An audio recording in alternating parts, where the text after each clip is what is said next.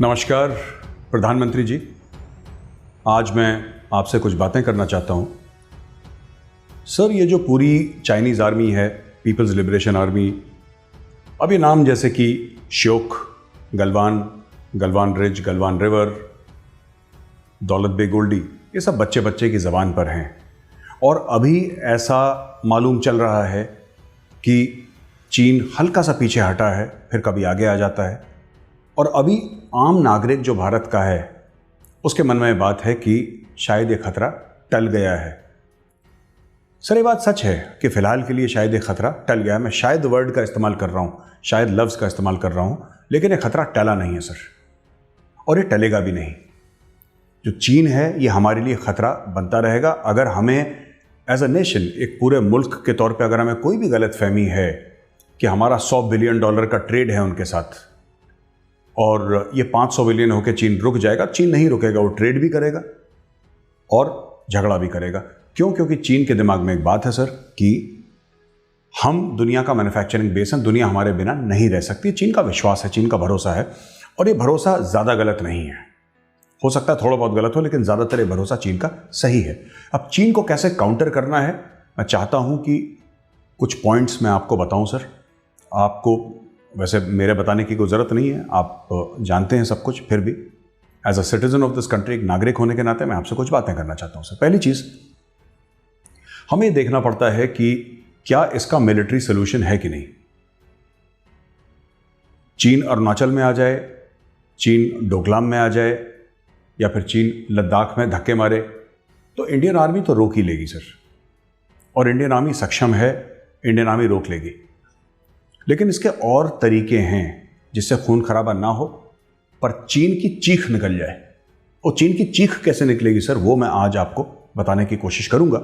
और अगर हम लोग ये जो मैं बता रहा हूं, ये बिंदु हैं, कुछ पॉइंट्स हैं, स्टेप्स हैं, अगर इनको फॉलो करें तो चीन की चीख आप देखेंगे 6 महीने के अंदर चीन मिमियाता हुआ आसपास नई दिल्ली के घूमेगा। सर, पहली चीज़ हमें यह देखना है कि चीन की नस कहाँ पे है। हम चीन की नस नहीं दबा रहे, चीन हमारी नस ज़रूर दबाता है सर, इसमें कोई शक शुबा नहीं है। मौलाना मसूद अजहर की बात हो तो चीन यूनाइटेड नेशंस में खड़ा हो जाता है। पाकिस्तान के हक की बात हो, चीन यूनाइटेड नेशंस में खड़ा हो जाता है। न्यूक्लियर सप्लायर्स ग्रुप की बात हो, आपसे बेहतर कौन जानता है सर कि चीन क्या कर रहा है। भारत का यूनाइटेड नेशंस सिक्योरिटी काउंसिल की परमानेंट मेंबरशिप हो, बाकी सब अग्री कर गए 4 मेंबर। अमेरिका अग्रीड है सर, ब्रिटेन अग्रीड है, Russia is okay, France is okay, रोड़ा कौन डाल रहा है बीच में? चाइना। आप जहां जहां डिप्लोमेटिक कदम उठाएंगे दुनिया में, किसी भी प्रकार का कदम उठाएंगे, आपको सामने चीन खड़ा मिलेगा। जब तक आप चीन के घुटने नहीं तोड़ेंगे तब तक चीन ऐसे ही एक खतरे की तरह मंडराता रहेगा। सर, एक आम कहावत है कि अगर आपसे कोई बड़ा पहलवान है और उसने आपको घेर लिया है, अगर आपने ये इंतजार करा कि पहलवान पहला वार करेगा तो फिर शिकस्त या हार आपकी होगी।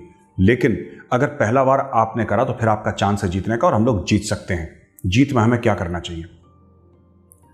50s में दलाई लामा आए थे तिब्बत से, हमने उनको एक्सेप्ट करा, आदर सत्कार दिया, और डलहौजी में, जो कि हिमाचल प्रदेश में है, डलहौजी में एक Tibetan government in exile function करने के लिए दे दी।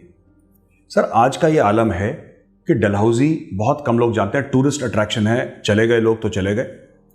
हमें एम्बेसी इन एग्जाइल ऑलरेडी है इंडिया में, हमें उस एम्बेसी इन एग्जाइल को नई दिल्ली शिफ्ट करना है। चाणक्यपुरी, मालचा मार्ग, ये वाला जो एरिया सर, एम्बेसीज वाला। सर, यहाँ पे एक टिबेटन गवर्नमेंट इन एग्जाइल का एक ऑफिस बना के दें, आलीशान ऑफिस, और दलाई लामा जो हैं उनको ये रिक्वेस्ट करें कि वो दिल्ली शिफ्ट करें, उनको सिक्योरिटी प्रोवाइड करी जाए। उनको एक बहुत बड़ा बंगला, हज़ारों बंगले हैं बड़े बड़े सरकारी दिल्ली में सर, एक बंगला आलीशान सा दलाई लामा और उनके फॉलोअर्स को भी दिया जाए, कोई यहाँ पे आके वो सेटल हो जाएं। दलाई लामा एक ऐसा ट्रम्प कार्ड है। हम ये नहीं कह रहे कि हम दलाई लामा का इस्तेमाल करें, हम ये कह रहे हैं कि टिबेटन फ्रीडम मूवमेंट को आपको जोर देना पड़ेगा, और वो आप जोर देंगे जो टिबेटन रेफ्यूजीज हैं इंडिया के अंदर। मैं ऐसा क्यों कह रहा हूं सर? आपको क्या लगता है सर कि कश्मीर कैसे हो रहा है? पाकिस्तान में इतनी औकात है कि बिना शय के इतना जो उत्पात मचा रखा है उसने कश्मीर में, वो बिना किसी की शय के कर रहा है। उसकी शय है, चाइना की है शय, सब जानते हैं। चाइना खुद मुलविस नहीं है, चाइना खुद इन्वॉल्व नहीं है कश्मीर में, लेकिन चाइना पाकिस्तान को शेल्टर दे रहा है। पाकिस्तान के ऊपर चाइना का हाथ है, उसका आशीर्वाद है, इसलिए पाकिस्तान ये गुस्ताखी कर रहा है और काफ़ी टाइम से है। दूसरी बात मैं आपको कहना चाहता हूं कि हांगकांग में जो हो रहा है प्रो डेमोक्रेसी मूवमेंट, ये चाइना के लिए बहुत बड़ी एम्बैरेसमेंट है। इसके ऊपर हमें कुछ करना चाहिए। कुछ ही समय के बाद ये कोरोना वायरस का पूरा कहर ख़त्म हो जाएगा। आज नहीं होगा तो 6 महीने बाद ख़त्म हो जाएगा और दुनिया वैसे ही चलेगी जैसे पहले चलती थी। कुछ चेंजेस होंगे लेकिन लगभग वैसे ही चलेगी। सर, हमें सबसे बड़ी बात क्या देखनी है? हमें ये बात देखनी है कि हांगकांग के बारे में हम क्या कर सकते हैं। हमें यह करना चाहिए कि जो हांगकांग के वासी हैं उनको दिल्ली बुलाना चाहिए, बड़े बड़े होटल्स में उनकी कॉन्फ्रेंस करवानी चाहिए कि जहाँ पे अपनी बात बोलें, और यूट्यूब में, फेसबुक में, ट्विटर पे, इंस्टाग्राम में उनकी कहानियाँ डालनी चाहिए। इसके अलावा बड़ी बड़ी जो यूनिवर्सिटीज़ हैं सर, ऑक्सफोर्ड है, कैम्ब्रिज, जिसको आईवी लीग यूनिवर्सिटीज़ जो कहते हैं, सारी आईवी लीग यूनिवर्सिटीज़ जो अमेरिका में हैं, टॉप यूनिवर्सिटीज़, और शामिल मैसाचुसेट्स इंस्टीट्यूट ऑफ टेक्नोलॉजी, शामिल Harvard, Oxford, you name it, सब में। वहाँ पे और यूनिवर्सिटीज़ हैं जो यूके में हैं, जैसे आपके किंग्स कॉलेज लंदन है, बड़ा मशहूर है, आपका ऑक्सफोर्ड है, बड़ा मशहूर है यूके में।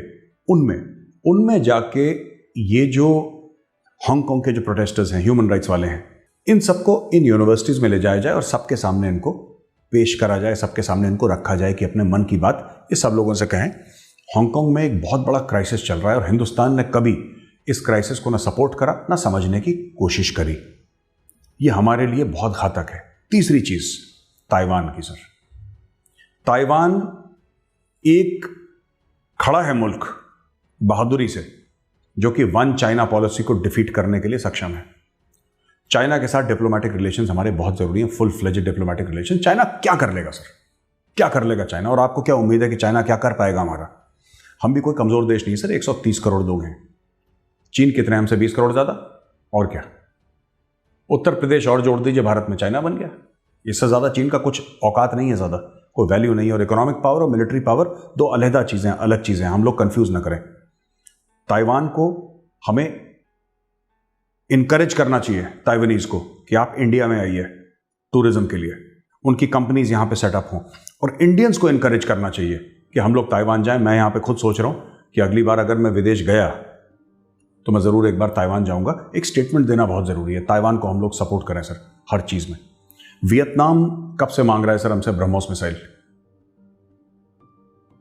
क्या करा हमने उसके बारे में?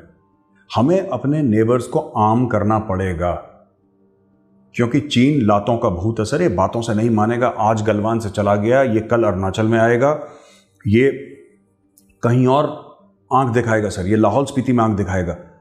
3,500 किलोमीटर है line of actual control China के साथ सर। ये कहीं ना कहीं पे हमें पिन प्रिक करता रहेगा चाइना, हमारी ज़मीन छीनता रहेगा। 1962 में 30,000 किलोमीटर स्क्वायर ज़मीन चाइना हमसे छीन चुका है, जिसको आज हम अक्साई चीन कहते हैं।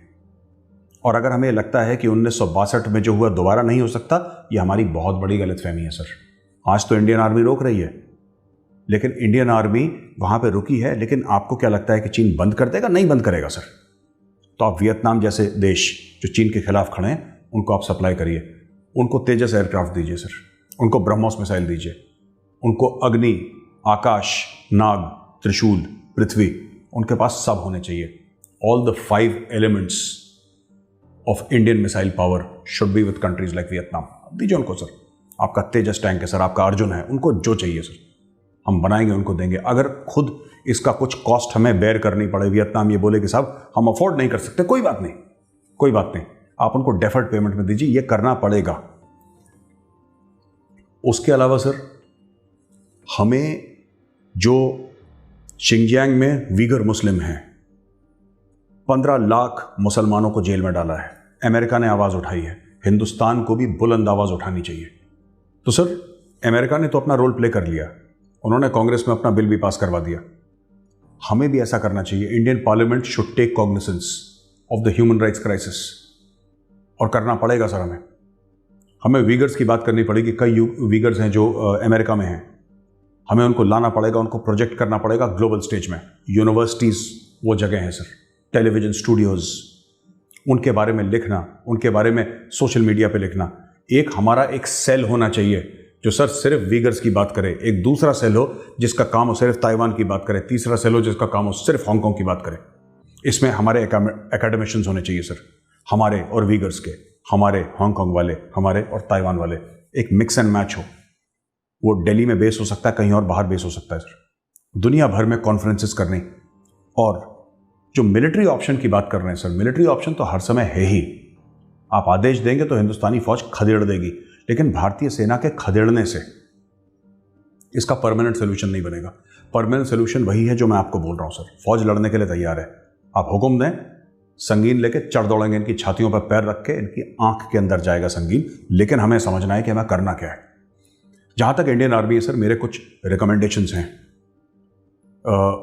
Chief of army staff, CDS, ये ज़्यादा बेहतर पोजीशन में है और बहुत ज़्यादा हमसे एक्सपीरियंसड हैं। हम तो अभी स्टूडेंट्स हैं जो सीख रहे हैं, ये मास्टर्स हैं, ये ज़्यादा एडवाइस करेंगे। लेकिन सर मैं ये आपको बताना चाहता हूँ कि कुछ रेजिमेंट्स हैं इंडियन आर्मी के, उन रेजिमेंट्स को अगर आप एक्सपैंड करेंगे, इन्फेंट्री रेजिमेंट्स को, तो यहां पे आप देखेंगे कि बहुत फायदा होगा मिलिटरीली।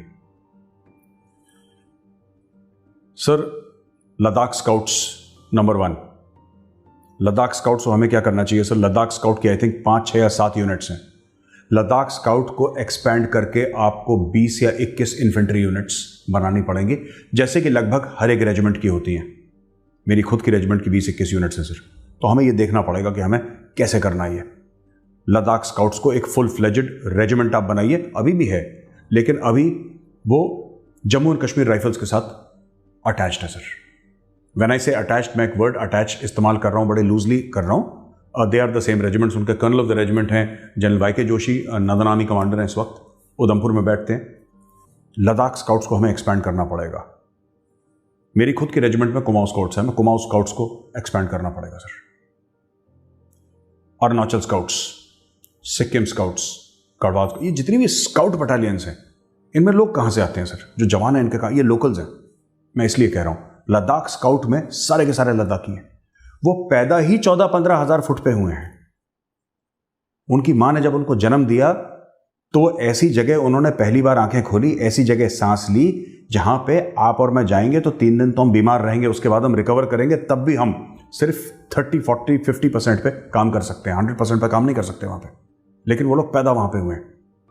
कुमाऊं स्काउट के जितने भी लोग हैं सर, कुमाऊं स्काउट, धारचूला एक जगह है, धारचूला में कुमाऊं स्काउट है, 1 यूनिट है सर हमारी। कुमाऊं स्काउट की 15-20 यूनिट्स होनी चाहिए। गढ़वाल स्काउट, ये सब एरियाज हैं सर चाइना के आसपास। यहां के जो लोग हैं ये सक्षम हैं और इन्होंने प्रूव कर दिया। कुमाऊं स्काउट बहुत तगड़ी पलटन है sir, very strong unit. Garhwal scout को देखिए आप, ये सब बड़े सॉलिड लोग हैं।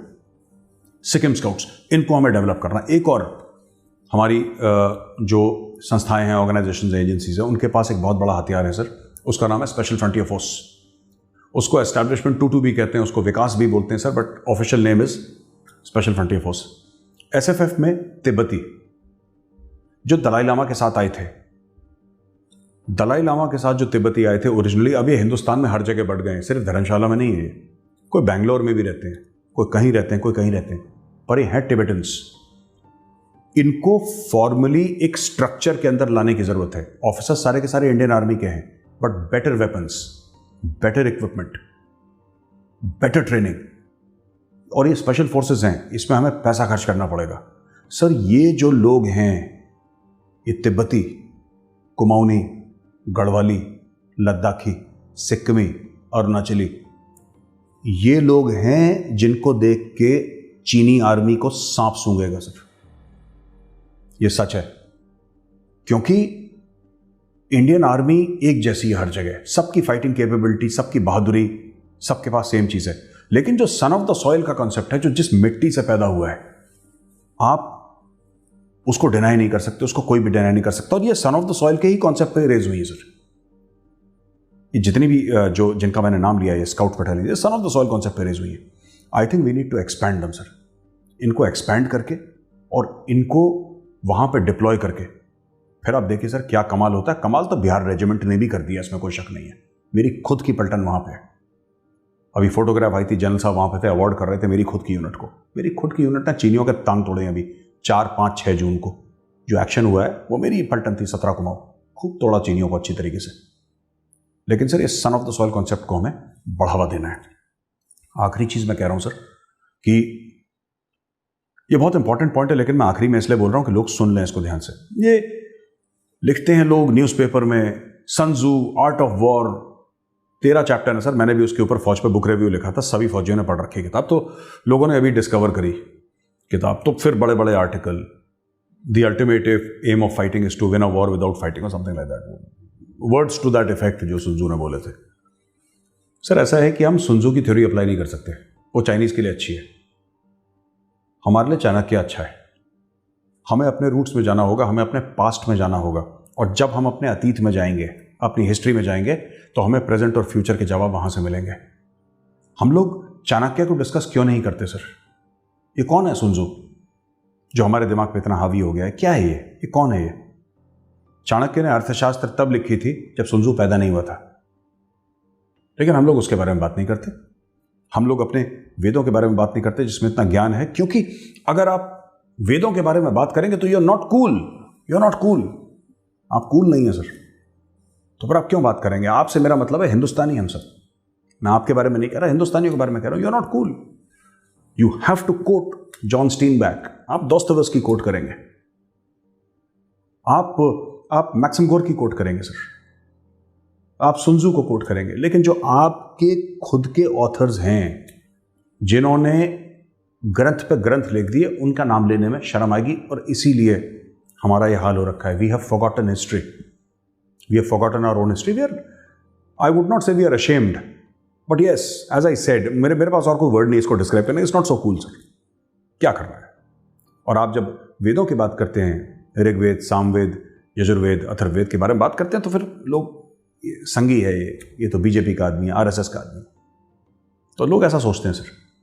लेकिन जरूरी है हम छत्रपति शिवाजी को क्लोजली स्टडी करें सर। छत्रपति शिवाजी की स्टडी इतनी नहीं हो रही है जितना हमें करना है और जितना हमें करना चाहिए, उनकी स्टडी नहीं हो रही सर। आपके अपने हीरोज हैं। छत्रपति शिवाजी की ऐसी कहानी है कि मुट्ठी भर लोगों को लेकर